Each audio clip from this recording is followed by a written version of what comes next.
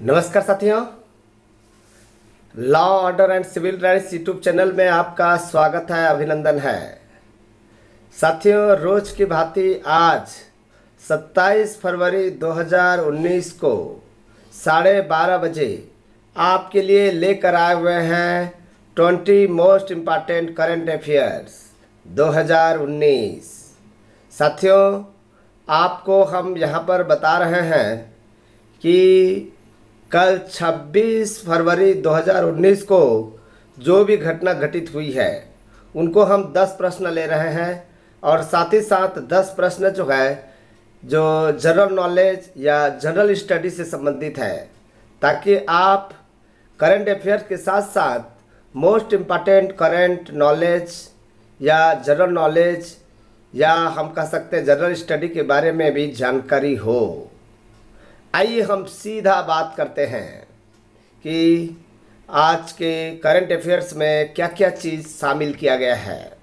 साथियों, आप हमारे चैनल में तीन वीडियो अपलोड करते हैं। एक तो जो है 10 बजे लाइव छत्तीसगढ़ सीएमओ की क्लास, और दूसरा 12:30 बजे करंट अफेयर्स, और रात के 8 बजे हम यूजीसी नेट की लाइव क्लास चलाते हैं, जिसमें आप उपस्थित होकर आप अपने सपनों को पूरा कर सकते हैं। यदि आप चाहते हैं कि मैं आईएएस ऑफिसर बनूं या आईपीएस ऑफिसर बनूं या पब्लिक सर्विस कमीशन में सेलेक्ट हूं या एसएससी एग्ज़ाम दूं, सी टेक दूं या फिर यूजीसी नेट में जेआरएफ क्लियर करूं, तो आप हमारे चैनल में जो वीडियो दिए गए हैं उस सारे वीडियो को आपको देखना चाहिए।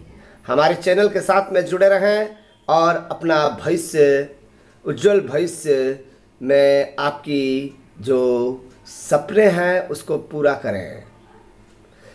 हम यहाँ पर पहला प्रश्न ले रहे हैं। पहला प्रश्न मोस्ट इम्पॉर्टेंट है, ये आप रट लीजिए, रट लीजिए, रट लीजिए। पहला क्वेश्चन है, प्रथम गांधी अंतर्राष्ट्रीय शांति पुरस्कार किसे प्रदान किया गया? प्रथम गांधी अंतर्राष्ट्रीय शांति पुरस्कार किसे प्रदान किया गया? जूलियस नायरेरे या बी इसरो को, या फिर सी नेल्सन मंडेला को, या डी विवेकानंद केंद्र को? प्रथम विवेकानंद केंद्र को। किसको पहली बार गांधी अंतर्राष्ट्रीय शांति पुरस्कार प्रदान किया गया था? शायद आप इसका आंसर दे चुके होंगे, शायद मुझे ऐसा लगता है। इसका सही आंसर याद रखिएगा, प्रथम गांधी अंतर्राष्ट्रीय शांति पुरस्कार 1992 में प्रारंभ की गई थी और तंजानिया के प्रथम राष्ट्रपति, ये भी नाम याद कर लीजिएगा, ये जूलियस नायरेरे थे जिनको दिया गया था। ये भारत सरकार का पुरस्कार है और पूरे विश्व लेवल में दिया जाता है, जिसमें से आपका जो है महात्मा गांधी जी के स्थापना, जो उनकी जो गांधी जी के प्रेरणा को आधारित मानकर जो है ये दिया जाता है शांति व्यवस्था के आधार पर, शांति के लिए है। तो ये सही आंसर जो है ए जूलियस नायरेरे है। आइए दूसरा प्रश्न देखते हैं। 2018 के अंतर्राष्ट्रीय गांधी शांति पुरस्कार किसे प्रदान किया गया? गांधी अंतर्राष्ट्रीय शांति पुरस्कार 2018 किसे प्रदान किया गया?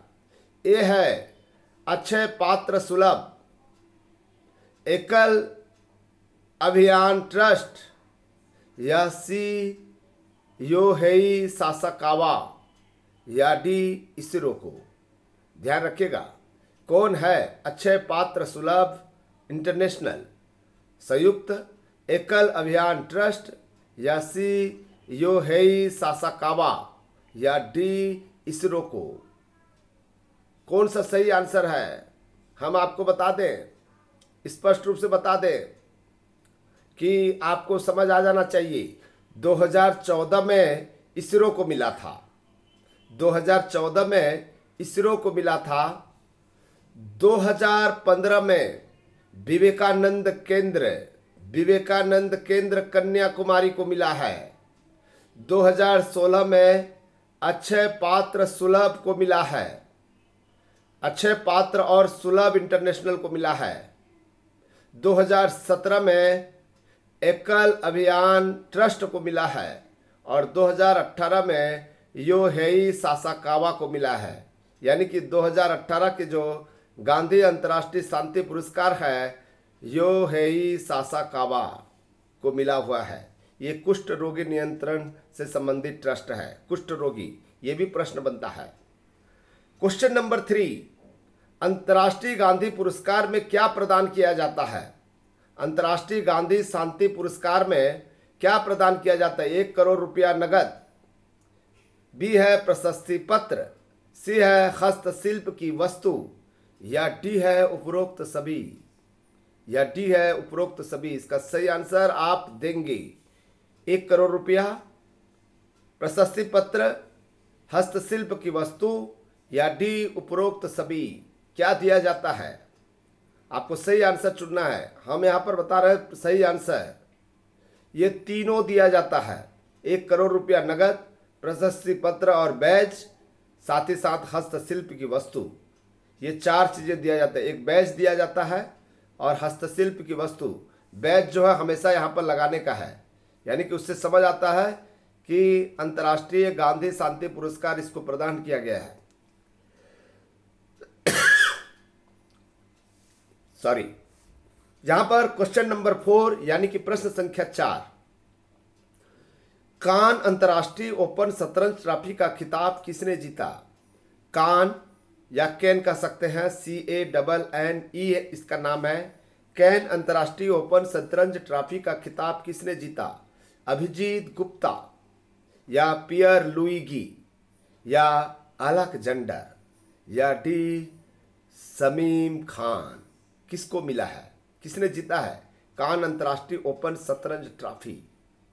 शायद आपने इसका सही आंसर चुन लिया है। मुझे पूरा विश्वास है इसका सही आंसर क्या है और आप सही आंसर दे रहे हैं। इसका मतलब है कि हम आपको बता दें कि ये पियर लुइगी नहीं है। पियर लुइगी को हराया है अभिजीत गुप्ता ने। भारत के अभिजीत गुप्ता ने आपको इटली के पियर लुइगी को हराया है। ध्यान रखिएगा, यहाँ पर जो है समीम खान भी शतरंज से जुड़ा हुआ व्यक्ति है। क्वेश्चन नंबर 5, वियतनाम की राजधानी क्या है? वियतनाम की राजधानी क्या है? कनोई, हनोई, हेरेवन या संत जॉन्स? कनोई, हनोई, येरेवन या संत जॉन्स? वियतनाम की राजधानी क्या है? ध्यान रखिएगा, अभी अमेरिका के राष्ट्रपति और दक्षिण कोरिया के राष्ट्रपति दोनों इसी के राजधानी में मुलाकात करेंगे। यानी कि वियतनाम की राजधानी में दोनों की भेंट होगी, इसलिए वियतनाम बहुत ही फेमस हो गया है। वियतनाम की राजधानी हम आपको बता रहे हैं बी हनोई है। सही आंसर बी आंसर सही है। आइए हम देखते हैं 6वां प्रश्न, पैक्सिको कंपनी का CEO कौन है? कौन थे? पैक्सिको कंपनी के CEO कौन थे? पैक्सिको कंपनी वर्तमान में बताना है, वर्तमान में भी और पुराना भी। यानी पैक्सिको कंपनी के CEO कौन थे कह रहे हैं, कौन थे? कौन कौन थे आपको बताना है। इंदिरा नुई, इसके पहले वाला बात कर रहा है, इसके पहले वाला हम ये पूछ रहे हैं। पैक्सिको कंपनी के CEO जो है इसके पहले, जो अभी वर्तमान में है उसके पहले कौन थे? पैक्सिको कंपनी के CEO कौन थे? इंदिरा नूरी, जेफ बेजास या रेमन लागुर्ता या डी जॉन कॉम? कौन थे इसके पहले? अभी वर्तमान में जो है उसके पहले कौन थे पैक्सिको कंपनी के CEO? पैक्सिको कंपनी का CEO जो है इसके पहले जो थे वो है इंदिरा नूरी। इंदिरा नुई है, नुई थी। और अभी वर्तमान में जेफ बेजास है। जेफ बेजास जो है वो मैक्सिको कंपनी के वर्तमान में सीईओ है। इसके पहले जेफ बेजास के पहले इंदिरा नूरी थी, निंद्रा नुई। और रेमन लागुर्ता आप जानते होंगे कि ये अमेज़न के पहले सीईओ थे और अभी वर्तमान में अमेज़न की जो सीईओ बन गए हैं वो इंदिरा नुई बन गई है। इंदिरा नुई अभी नया नियुक्ति हुआ है। और जॉन कॉम जो है वर्तमान में व्हाट्सएप के सीईओ हैं। व्हाट्सएप के सीईओ जो है जॉन कॉम है। रेमन लागुर्ता के जो सीईओ थे अमेज़न के थे और उसके बाद जो है इंदिरा नुई अभी बनी है। ध्यान रखिएगा, इसको एक बार देख लीजिएगा, मोस्ट इम्पॉर्टेंट है। लेकिन मान के चलिए मैक्सिको कंपनी के सीईओ इंदिरा नुई अभी अमेज़न कंपनी के सीईओ बन गई है, इतना मैं जानता हूं। क्वेश्चन नंबर 7, किस देश के विदेश मंत्री जावेद जरीफ इस्तीफा देने की घोषणा की है? किस देश के विदेश मंत्री जावेद जरीफ इस्तीफा देने की घोषणा की है? ए है इराक, बी है ईरान, सी है अमेरिका या डी है कनाडा। कौन सा सही आंसर है? शायद आपने सही आंसर चुन लिया होगा, या आप कहीं ऐसा तो नहीं चुन रहे कनाडा या अमेरिका या इराक या ईरान? कौन सा चुन रहे हैं आप? मैं तो चुनूंगा ईरान। ठीक है, इसका सही आंसर बी ईरान है। ईरान देश के विदेश मंत्री जावेद जरीफ इस्तीफा देने की घोषणा किया है और अमेरिका ये विदेश मंत्री जावेद जरीफ को उस धमकी दिया हुआ है कि आपके इस्तीफा देने से कोई समस्या का समाधान नहीं होगा। और ये जावेद जरीफ जो है 2015 में परमाणु जो निर्माण में उनकी भूमिका बड़ी इम्पॉर्टेंट थी, तो इसलिए जावेद जरीफ अब इस्तीफा देने की सोच रहे हैं। और ईरान में अमेरिका का दखल यहाँ पर बना हुआ है। यहाँ पर क्वेश्चन नंबर 8, 2018-19 वित्तीय वर्ष, चालू वित्तीय वर्ष यानी कि 2018-19 में कितने लाख करोड़ की राजकोषीय घाटा होने की संभावना है? कितने लाख करोड़ की राजकोषीय घाटा है? कितना करोड़ की राजकोषीय घाटा? अप्रैल से जनवरी तक की बात कर रहे हैं, जनवरी तक की बात कर रहे हैं। ये जो अप्रैल है, ठीक है, जनवरी तक की जो घटना है जो है आपको बताना है कितने करोड़ की घट संभावना है। तो इसका आपको आंसर देना है 7.50, 7.60, 7.7 या 7.9। शायद आपने अखबार पढ़ा होगा, तो अखबार में ये जानकारी, ये डिटेल्स दिए हुए हैं। तो हम आपको बता रहे हैं इसका सही आंसर सी 7.7 लाख करोड़ का राजकोषीय घाटा होने की संभावना है चालू वित्तीय वर्ष 2018-19 में। क्वेश्चन नंबर 9, भारत ने कहां पाक आतंकियों के खिलाफ कार्रवाई की? जो कल की घटना है, यानी कि कल सुबह 3:30 बजे जो है भारत के द्वारा जो सर्जिकल स्ट्राइक 2 मतलब पाकिस्तान में घुसकर आतंकवादियों के ठिकानों को जो है सफाया कर दिया। तो भारत ने कहां पाक आतंकियों के खिलाफ कार्रवाई की है? बालाकोट या बी चकोटी या सी मुजफ्फराबाद या डी उपरोक्त सभी? बताइएगा। तो क्योंकि उस दिन जो घटना हुआ था, उस घटना के बाद में पाकिस्तान के आतंकवादी एक जगह पर छुप गए थे। तो आपको हम बता रहे हैं इसका सही आंसर उपरोक्त सभी है। बालाकोट, चकोटी और मुजफ्फराबाद जो पीओके के एरिया है वो, वहाँ से वो चले गए थे और वहाँ पर जो है छुपे हुए थे। तो कल 26 फरवरी 2019 को रात्रि 3:30 बजे, सुबह 3:30 बजे ये घटना घटित हुआ। क्वेश्चन नंबर 10, मिराज क्या है? मिराज क्या है? एक आतंकी अभियान का नाम है, एक लड़ाकू विमान का नाम है, या एक जलयान का नाम है, या डी सर्जिकल स्ट्राइक का नाम है? मिराज क्या है? मिराज क्या है? तो आपने सही आंसर दे दिया होगा। इसका सही आंसर आप सभी बी लड़ाकू विमान दे रहे हैं। बिल्कुल सही आंसर है। यहाँ पर मिराज 2000 कहते हैं। इसका नाम एक्चुअली मिराज 2000 है, जो एक लड़ाकू विमान है जिसके माध्यम से भारत ने पाक आतंकवादियों के खिलाफ कार्रवाई की। यहाँ पर बम जो है डाल दिया गया था, किसके माध्यम से? लड़ाकू विमान मिराज 2000 के अंतर्गत। अब क्वेश्चन नंबर 11 देखते हैं। वर्तमान विदेश सचिव कौन है भारत के? भारत के वर्तमान विदेश सचिव कौन है? विजय जायसवाल, या बी सुषमा स्वराज, या सी विजय गोखले, या डी संजय नाग? कौन सा सही आंसर है? क्वेश्चन नंबर 11 का ए है या बी है या सी है या डी है?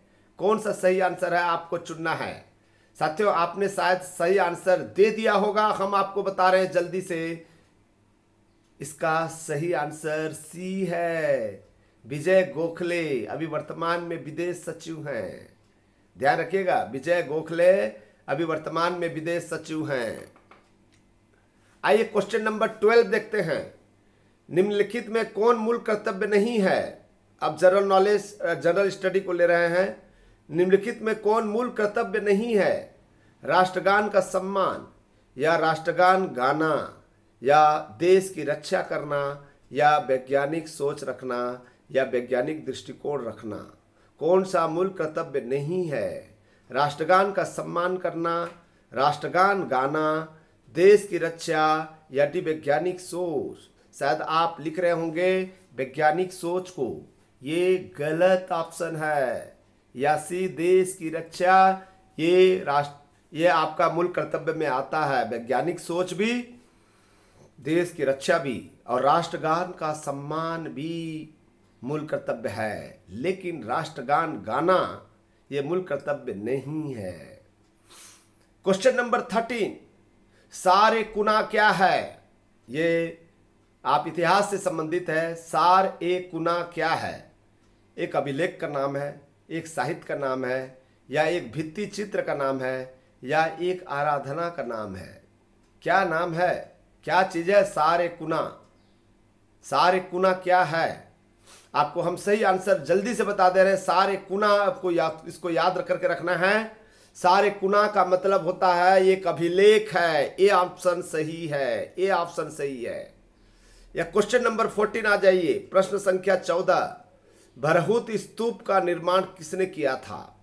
किस शासक ने किया था? भरहुत स्तूप का निर्माण किस शासक ने किया था? ए सम्राट अशोक, बी है पुष्यमित्र, सी है सिमुक, या डी है हाल? किसने किया था? भरहुत स्तूप का निर्माण किसने किया था? सम्राट अशोक ने, या पुष्यमित्र ने, या सिमुक ने, या डी हाल ने? किसने किया था? इसका सही आंसर आप दे चुके हैं। इसका सही आंसर बी पुष्यमित्र है। पुष्यमित्र ने भरहुत स्तूप का निर्माण किया था। 15, क्वेश्चन नंबर 15, नवरत्न का दर्जा किसके द्वारा दिया जाता है? नवरत्न का दर्जा किसके द्वारा दिया जाता है? प्रधानमंत्री के द्वारा, यहां पर केंद्रीय लोक उद्योग विभाग, या सी गृह मंत्रालय, या डी राष्ट्रपति के द्वारा? नवरत्न का दर्जा किसके द्वारा दिया जाता है? शायद आपको मैं क्लूज बता दूं, नवरत्न से तात्पर्य 9 कंपनियों से है। 9 कंपनियां का नाम जो है दर्ज किया जाता है, तो किसको किया जाता, किसके द्वारा किया जाता है? प्रधानमंत्री के द्वारा, या केंद्रीय लोक उद्यम विभाग के द्वारा, या केंद्रीय गृह मंत्रालय के द्वारा, या राष्ट्रपति के द्वारा? शायद आप सबसे ज्यादा आंसर जो है राष्ट्रपति को दे रहे हैं, ये रॉन्ग आंसर है। इसका सही आंसर केंद्रीय लोक उद्यम विभाग के द्वारा नवरत्न का दर्जा दिया जाता है। क्वेश्चन नंबर 16 यानी कि प्रश्न संख्या 16, अर्थव्यवस्था में निस्पंद की स्थिति है। निस्पंद की स्थिति है, कीमतें बढ़ती है। अर्थव्यवस्था में कीमतें बढ़ती है। आर्थिक निष्क्रियता, आर्थिक निष्क्रियता मतलब आर्थिक विकास रुक जाना, महंगाई, या डी उपरोक्त सभी? अर्थव्यवस्था में निस्पंद की स्थिति है, कीमतें बढ़ती है, यस बढ़ती है। आर्थिक निष्क्रियता होती है, यस होती है। महंगाई भी बढ़ जाती है, इसलिए इसका ऑप्शन डी है। डी ऑप्शन सही है। यहां पर क्वेश्चन नंबर 17 देखिए, टैक्सोनॉमी यानी उसको वर्गीकी के जन्मदाता हैं। यहां पर टैक्सोनॉमी के जन्मदाता कौन है? कैरोलस लिनियस या पुरकिंजे या अरस्तु या डी लिनियस या डी लिनियस? ओनली लिनियस के नाम आ गया है, तो इसका सही आंसर आपको चुनना है। टैक्सोनॉमी वर्गीकी का जन्मदाता, वन्य जीवों के वैज्ञानिक नाम, वन्य जीव के वैज्ञानिक नाम देने वाला जो जिसको हम लोग टैक्सोनॉमी कहते हैं, इसके जन्मदाता है कैरोलस लिनियस। कैरोलस लिनियस इसका सही ऑप्शन है। साथियों 3 प्रश्न बच गया है। क्वेश्चन नंबर 18 देखते हैं। पित्त में पीएच मान होता है। पित्त में, ये जो हमारे शरीर में जो पित्त है उसमें जो पीएच मान कितना होता है, क्योंकि पीएच मान से अम्ल और क्षार के बारे में पता करते हैं। पीएच मान होता है 7 या बी 7.5 या सी 7.6 या डी 7.7। कौन सा आंसर सही है? शायद आपने आंसर दे दिया होगा। इसका मैं सही आंसर बता रहा हूं, डी 7.7 है। 7.7 पीएच मान है। क्वेश्चन नंबर 19 यानी कि प्रश्न संख्या 19, कंप्यूटर में फोर्थ भाषा का आविष्कार किसने की? फोर्थ भाषा का आविष्कार किसने की? कंप्यूटर में फोर्थ भाषा का आविष्कार चार्ल्स मुरे या बेकस या बेबेज या गांधी कंप्यूटर विश्वविद्यालय, किसने की थी? कंप्यूटर में फोर्थ भाषा का आविष्कार किसने की? चार्ल्स मुरे ने, बेकस ने, बेबज ने या गांधी कंप्यूटर विश्वविद्यालय ने? शायद इसका सही आंसर आपने दे दिया है। इसका सही आंसर आप दे रहे चार्ल्स मुरे को। यह आंसर सही है, यानी कि ऑप्शन ए सही है, चार्ल्स मुरे ने किया था। और यह अंतिम प्रश्न, 20वां प्रश्न, कार्बन डाइऑक्साइड का प्रयोग किया जाता है। कार्बन डाइऑक्साइड यानी कि CO2 का प्रयोग किया जाता है सोडा वाटर बनाने में या आग बुझाने में या हार्ड स्टील बनाने में या उपरोक्त सभी। इसका सही आंसर जल्दी से दे दीजिए और यहीं पर खत्म करते हैं। आपको जो है अभी हम यही खत्म करते हैं। इसका सही आंसर हम आपको बता दे रहे हैं, CO2 का प्रयोग तीनों के लिए किया जाता है, सोडा वाटर बनाने में, आग बुझाने में, हार्ड स्टील बनाने में। ये तीनों चीजों का प्रयोग किया जाता है, इसलिए डी ऑप्शन सही है। साथियों ये थी आज की 20 मोस्ट इंपॉर्टेंट करंट अफेयर जो पर्टिकुलर 27 फरवरी 2019 का है। यदि आपको ठीक लगे तो इसको लाइक कर दीजिएगा, कमेंट्स कर सकते हैं, शेयर जरूर कीजिएगा। साथ ही साथ आप पहली बार देख रहे हैं तो सब्सक्राइब कर लीजिएगा।